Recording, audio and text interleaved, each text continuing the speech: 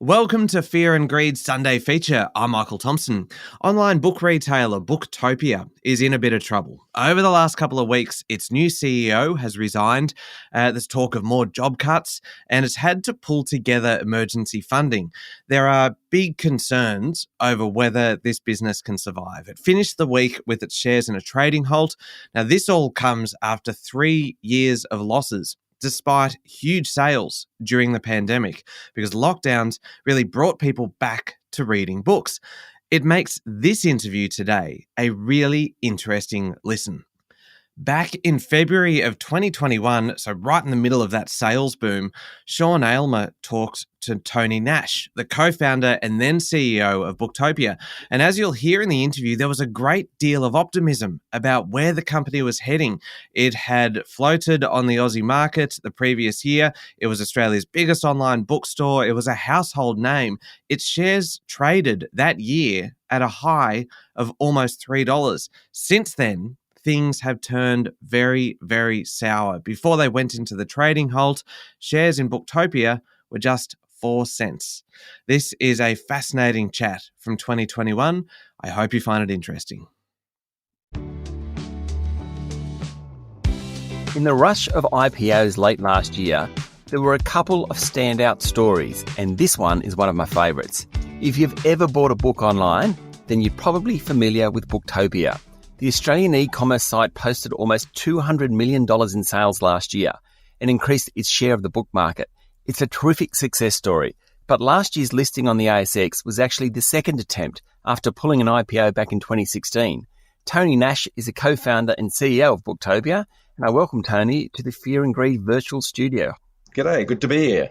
Tony, we'll get to the listing in a minute, but first, can we go right back to the beginning? Tell me your story, Tony, and how Booktopia came about.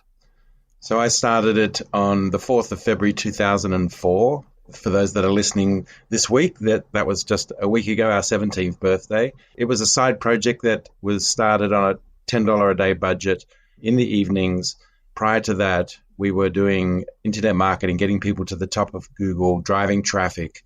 And we had done a job, and I say we, I'm in business with my brother, my sister and my brother-in-law, and we had done a job to get Angus and Robertson to the top of Google, which introduced us to the book industry. We used the same company they were using to manage our site and fulfill our orders. There was no plan. There was no light bulb moment to say, we're onto something here. In fact, most people said back in 2004, what do you want to start a bookstore for? You know, there's Borders, there's Amazon, there's Angus and Robertson, there's Dymocks. You're too late. Now people say to me, oh, it's lucky you got in early. Ironic, isn't it? Now, you mentioned that you worked with your brothers and sister and brother-in-law. What's it like working with family? It's been pretty good. I'm the eldest. They do what I tell them to do. I know I've met some of your family, Tony, and I'm not sure that that's right. I reckon they all speak their mind quite nicely. Yeah, no. We work well together. Obviously, not all families can do that. My brother just recently retired just before the IPO. He's happily achieved his mission. We have all different skills. Mine's more sales and marketing. My brother-in-law was from an IT background. My brother kind of looked after in the beginning the finances and some of the operational things. My sister operations. So we all kind of had different skill sets, which worked well for us as a team. Okay. Now, the story of Booktopia, 17 years, it's not an overnight success. From memory, there was a legislative change around import rules that made a difference. Am I remembering that right? Actually, no, that's well before. So 1991 actually was when the laws came in, and basically they changed it so you could get one copy of a book if you had a firm sale from a customer to get that from overseas rather than the local supplier. Because prior to that, distributors and publishers won the rights to books, and through the 1968 copyright law, they couldn't go anywhere else. And if you had a firm sale from a customer, you could actually order it from whoever. And of course, that was written before the internet started. So when you got a website and you had an order from a customer, you could order it from whoever you wanted. So that, from that aspect, it did help, unbeknownst to everyone at the time when they wrote it, of course. Yeah, okay. So moving on to the IPO. Now, you initially wanted to list in 2016. It was a very different environment back there. E-commerce wasn't what it is today, and Amazon was about to arrive in the country. Why did you pull the IPO initially, and how difficult was it back then? And then we'll get on to what happened late last year. First of all, no one knew that Amazon was coming. When we started, that only came out the week that we were looking to try and firm up the price and start getting ready for the final roadshows. So that came right out of left field. But if we take people back to that time, Temple & Webster were trading at 15 cents. Redbubble was not doing that great. Kogan had flatlined since they had IPO'd within the year. Surf Stitch was going kind of backwards and heading out the door. So it was kind of like going down to Bondi Beach on a midwinter's day with a southerly coming in from the Antarctic to try and sell ice cream. Right. We pulled it because the demand wasn't there. There was just, Amazon's going to annihilate you. And of course, we've gone from 80 million, which was our revenue back then, to 200 million since Amazon arrived. So we were actually not going to IPO at the end of last year. We were going to do it in a year's time because we had done our first capital raise in January of 2020. So a year ago, almost to the day. And we were putting that money into more automation to get us from being able to ship 30,000 individual books per day to 60,000. And that project was going to kind of complete around October, November time. And so we wanted to have that completed before we went to the market to prove the operational leverage that we've accomplished. And then, of course, a month after we had raised the capital and started that project, the pandemic hit. And we were able to meet the demands of our customers. In fact, during that period, for many of those months, we actually had to turn off most of our marketing because we were getting too many orders. We were hitting capacity. 30,000 units in and out per day. We're actually getting up to 35,000 per day. We kind of hit just past the middle of the year and we said, look, the pandemic has really moved e-commerce from the wings to center stage, and they've darkened the theater and they've the spotlight on you. And so we just thought we should give it a crack. And we just worked as fast and as hard as we could. In fact, 2016 proved to be a bit of a dry run for us. We had already had the backbone of a prospectus. We had already done a lot of management roadshows and met with fund managers before. So we weren't newbies to the process. So there was a lot of things. There was a lot of the data room and all of the verification process was still, a lot of it was still quite relevant. So we could really fast track it. And that's why we were able to get it away so quickly. Tony, stay with me. We'll be back in a minute. I'm speaking to co-founder and CEO of Booktopia, Tony Nash. In your mind, what are the pros of listing? For some companies, it gives you access to capital. For us, it's more so that we're a retailer. People are talking about you all the time and you're not paying for that marketing. So although everyone says, well, being listed is really costly, and it is, there's costs associated to being listed. But when you're a retailer, and I'm sure JB Hi-Fi and Harvey Norman and all those ones that are listed can attest to this more than me. We felt that even though there are costs, you become talked about more, and therefore it's not going to come at a cost to the business in terms of the listing costs associated. So that was one part. And the other is that you get access to capital, and we feel that e-commerce is still on the rise. I mean, e-commerce in Australia is really only 10% of all retail sales, whereas in North America and Europe, it's more like 20% or so. So we haven't even really hit our strides here. And one of the things if you really pay attention to the media, you'll see that the big retailers, like I think just in the last couple of months, with Super Retail Group said they're throwing $100 million at all of their e-commerce systems and infrastructure. And that means that not only the pure plays like us are actually really making headway, now we're getting the traditional retailers who probably prior to the pandemic, really the light had never come on in the boardroom to the level of, what the opportunity was. I think in Europe and North America was already much more mature because everyone's kind of condensed into a small space. E-commerce was already happening. Amazon was already, in full stride, so people had to take action.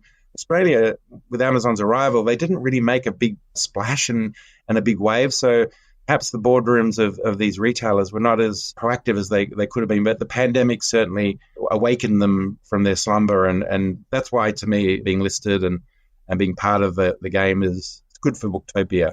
You mentioned before you had a very good year in 2020 and book sales across the country seem to have increased. Tell me a little bit about your customer base, how big it is and who's buying books and what they're buying, just a flavour of what's popular, that type of thing.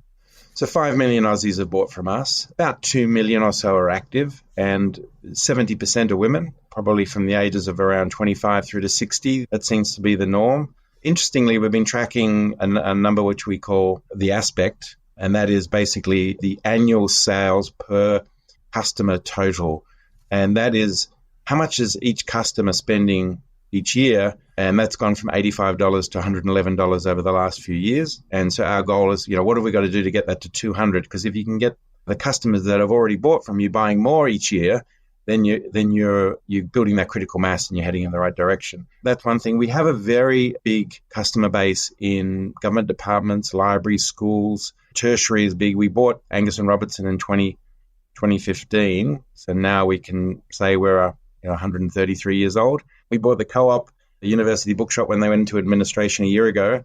And so we were already making a lot of headway into the tertiary academic markets. And so that's really big and really important to us. We like all the tertiary books because they're expensive and bookshops don't stock them. And so therefore, we're it. And so that's a lot of it. We also, about 4 years ago, something that we did after the 2016 IPO when it didn't happen, is got into distribution. So we became a book distributor. Publishers are appointing us from Australia around the world as their local distributor. So we are now selling to ourselves. We sell to Amazon, Dymix, to QBD, to Book Depository, and we obviously get bigger discount because we're the distributor. You get the stock on consignment rather than paying for it. You have terms that take longer. Plus, we also got into publishing in the last couple of years as well. So we're now publishing as well. So our customer base is broad, very strong regionally in rural areas, of course, but big in the cities as well. Most of the numbers that we're talking about here, we're talking about hard copy sales, are we? Yeah. So if ebooks is small. Ebooks is actually declining, would you believe? After all that hype and postulation around they were going to take over. No, physical books made a bit of a comeback. I think a lot of people spend a lot of time on their screens now, their phone and their computers, working from home and so forth. And so I think more and more I'm hearing that people go, no, I just want to get a book. Audiobooks is on the increase. So we have our own ebook and audiobook downloadable platform through Booktopia. We partner with the Japanese-Canadian company called Rakuten Kobo. And so that's another part. But it's small. Physical books is huge. Physical books is over 90% of our product sales. We'll be back with more in a moment. My guest today is Tony Nash, co-founder and CEO of Booktopia. How do you service 30,000 requests every day? I know you have invested in automation. Can you take us through that a bit? Yeah, so we've invested up to now $22 million worth of automation. We've actually got another $12 million project with robots as well. So we have a lot of conveyors, automatic packing machines, scanning. Everything has been built in-house, all the software from the website through to the content management systems, the warehouse management systems, all the proprietary algorithms for ordering, reordering. That's all handled in-house. The one thing is that you cannot scale unless you invest in automation. Otherwise, you're throwing more people at it. You'll be working 24/7. Our first shift arrives at 5 a.m. and they finish up around 11 p.m. And you'd be working weekends as well. So we work Monday to Friday. You got to automate. It's the only way. Great story, this. Great story. So what's the future hold for Booktopia? You've expanded over the 17 years incredibly and bought organisations. What next now that you've listed? Just to continue to grow. One of the interesting things for me is that we just announced our unaudited half yearlies last week, and what we did for the half year of FY21, so from July 1st through the 31st of December of 2020, was the same as what we did for the whole of 2018. So, which is not that long ago, really. That kind of doubling over a few years without funding is pretty comfortable. So for me, my goal is to grow and get to 500 mil in Australia. It's a $2.5 billion industry. I feel that's well within our scope. And then I want to look internationally.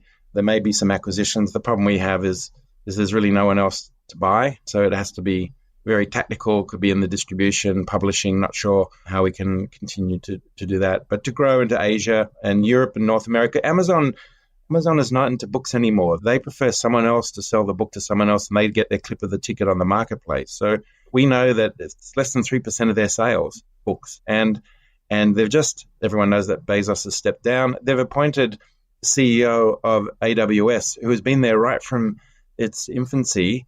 He's a tech guy. And Amazon's a tech company with Prime, with their marketplace, with Kindle, with Audible, their AWS. It's all tech. So we don't see them as a long-term competitor for physical books. They'll still be there. They're massive. I mean, they're the world's biggest book retailer, and they will be for many years.